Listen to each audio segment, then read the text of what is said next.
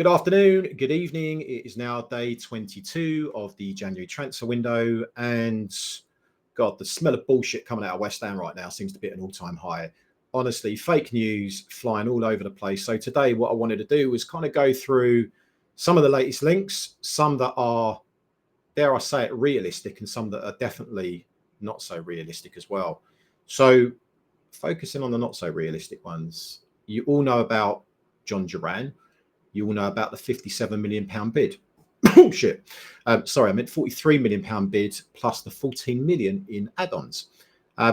Let's not forget here, a player that Aston Villa value around about £80 million, a guy that has signed a 7-year contract at Aston Villa as well. And we're bidding £43 million and £14 million in add-ons. What's that all about? Presumably the add-ons are based on West Ham winning a quadruple, Duran winning the Ballon d'Or, and probably, I don't know, Elvis Presley making a comeback world tour as well. Honestly, it is an embarrassment. The club is a complete embarrassment. And when I say club, by the way, I'm referring specifically to David Sullivan.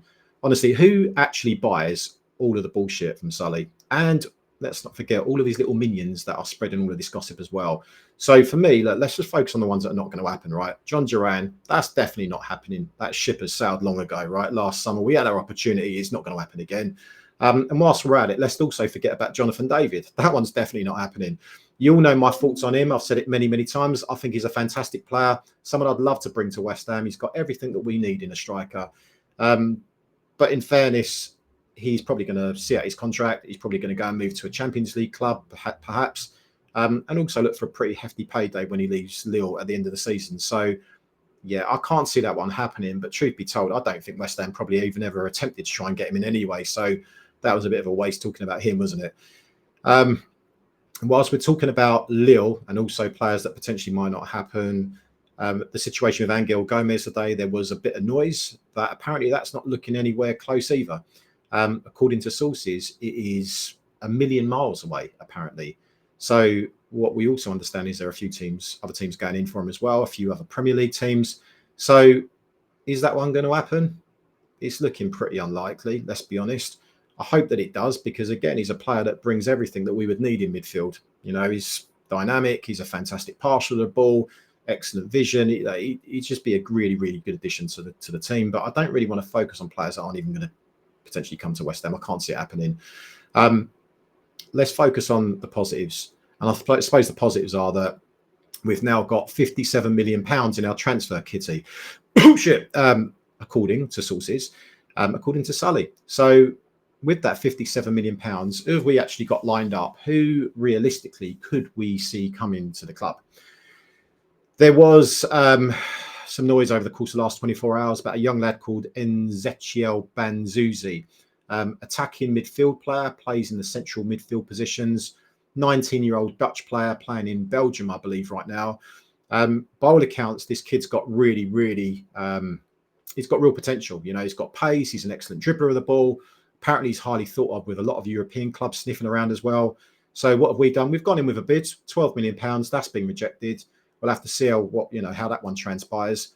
But again, you've got to kind of question, if this is a player that we really want, why are we only bidding 12 million? Because we've got £57 million in our transfer kitty. Let's not forget about that. But look, let's park that one. Maybe it will happen. Maybe it won't. We'll have to wait and see. Let's look at the striker links. There is a player called Bril Mbolo, 27-year-old striker from Monaco. He's a Swiss striker. This season, he's banged in, I think, 4 goals in 16 games. Hardly prolific, but what he does have is he's got a lot of attributes that, again, we could do really well with West Ham. He's physical, he's fast, he's a decent finisher as well. He's kind of entering into the last 18 months of his contract. So that could be an option, and potentially someone that we might be able to get slightly cheaper, bearing in mind that, you know, his contract is running down. I would imagine that his value is in the region of between 15 to 20 million. So again, you know, 20 million quid, that's not bad. We've still got £37 million left in the transfer kit if we get him. I don't know what's going to happen with him. Apparently Everton are sniffing around as well. Could be a rumour. But again, if we look at the value of the player, you know, we can afford him. We absolutely can afford him.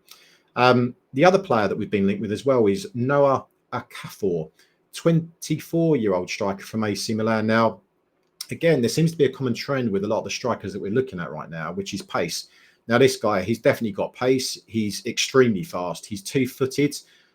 This season, he's banged in 7 goals in 39 games for AC Milan.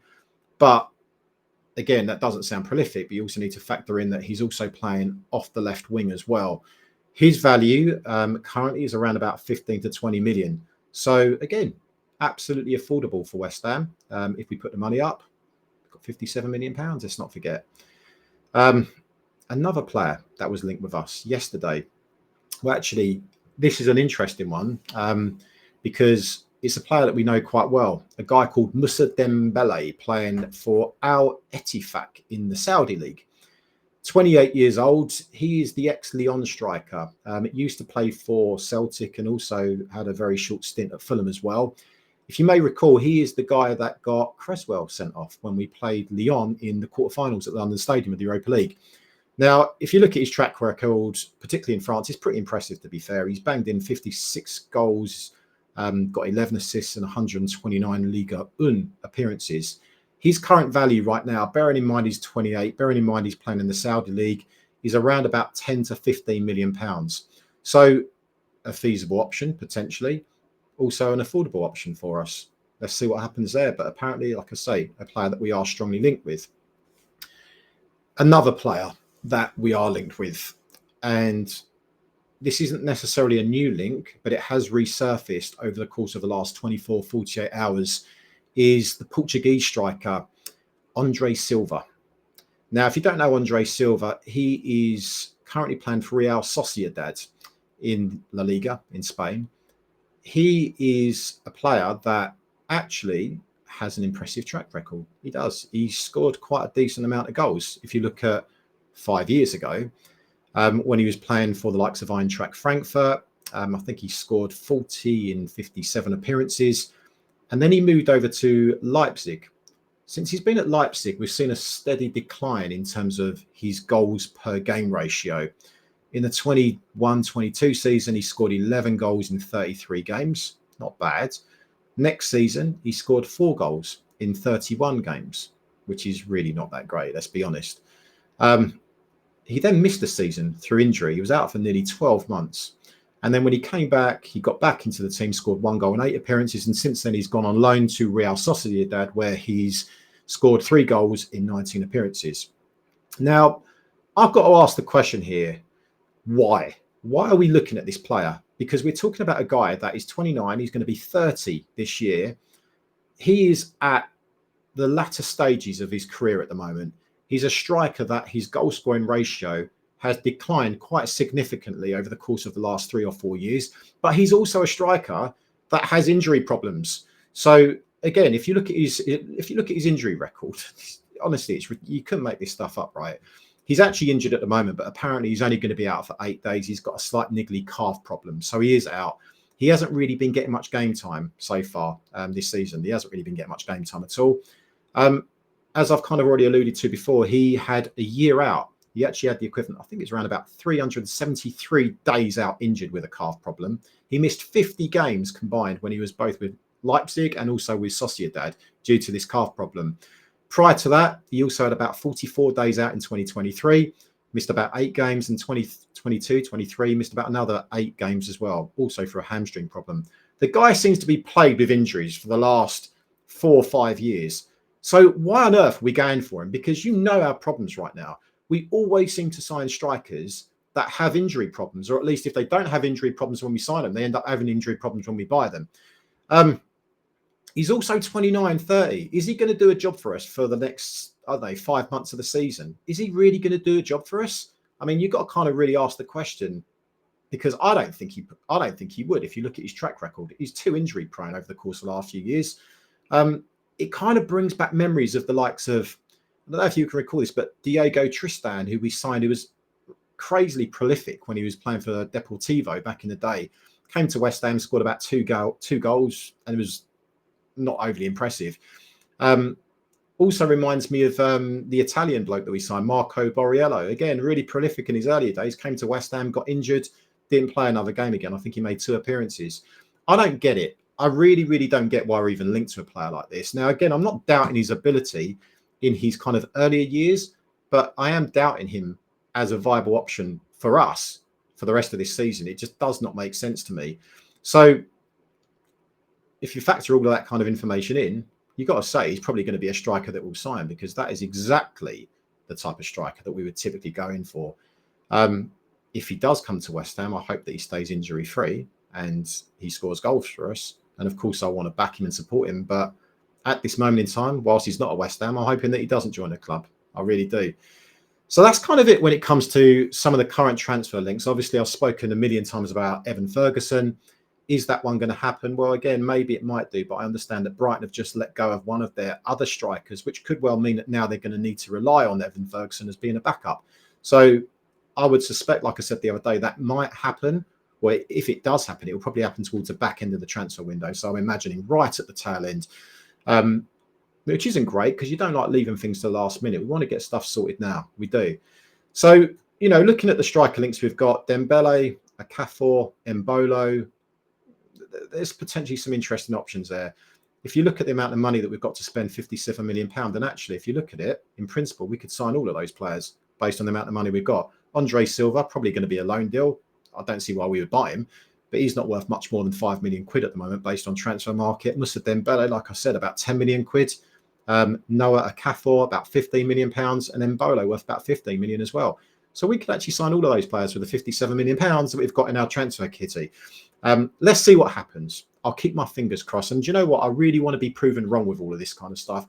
I want to see us go out there and sign a striker. Of course I do. I want us to go and see us sign a striker that is going to come in and absolutely hit the ground running and score a load of goals. I want to see us sign a striker that actually we've all heard of, that is basically doing really well right now. And he's also injury free. That would be a plus. Let's wait and see what happens with that one. Just before I go, there was obviously some noise about the Freddie Potts situation, about recalling him. Again, you may recall that Gary put a video out. I think it was last week. It was after the Fulham game. And he actually spoke to Steve Potts. He put it out on the video. Spoke to Steve Potts, who specifically said to Gary that we have an option to exercise the right to bring him back to West Ham from his loan spell at Pompey. And that was on the Thursday. I think it was the 15th. So we knew about this a while ago. So any noise that you heard about that, you know, about us potentially looking at bringing him back, well, that was out the window from Thursday last week. You know, that was done. That was dead in the water. So unfortunately, he's not going to come back. It's a shame, really, because I would like to see him back at West Ham, because I think that he could actually offer us something in midfield. Of course he could do, when you look at the options we've got right now. But maybe looking at it objectively, it's not the worst thing in the world if he's staying at Pompey, because it gives him another half of the season just to really kind of, you know, have first team football, play in a physical league, and also grow and develop into potentially a player that is going to really bring us value going into next season. So yeah, look, that's it from me. Obviously, like I said, a load of bullshit going around right now.